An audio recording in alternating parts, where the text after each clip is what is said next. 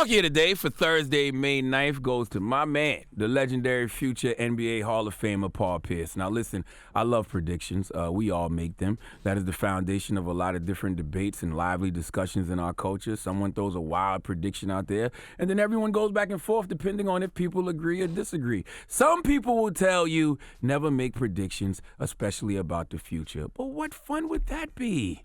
F that. Let your testicles hang, all right? Throw something against the wall and see if it sticks. If you are correct in your prediction, then you are a prophet of sorts, okay? You get to look at people and say, I told you so, you know what I mean? Especially if the situation goes down exactly how you said it would. And even if you're wrong, that's fine too, depending how close the actual outcome came to your said prediction.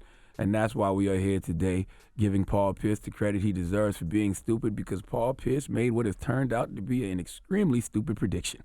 All right? See, Paul Pierce was on ESPN, and after Game 1 of the Eastern Conference semifinals, which the Boston Celtics won 112-90, a 22-point blowout, Paul Pierce got on ESPN and made this bold prediction.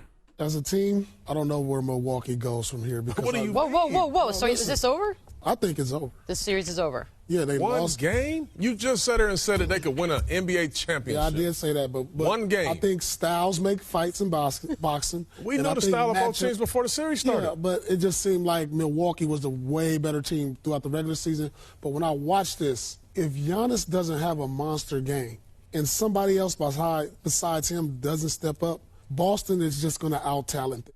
Paul Pierce, after Game 1 of the NBA Eastern Conference semifinals, ladies and gentlemen, after the Celtics beat the Bucks by 22 points, you heard him just say he declared the series was over.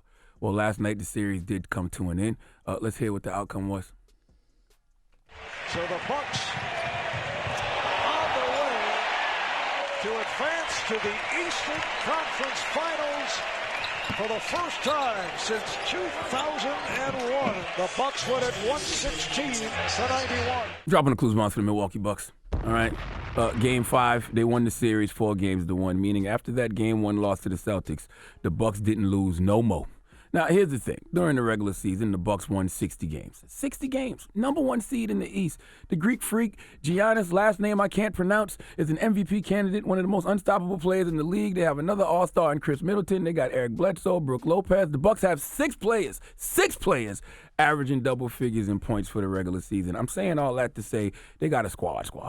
All right, a team. There's no reason to say in a 7-game series after Game 1 that this team in particular was done.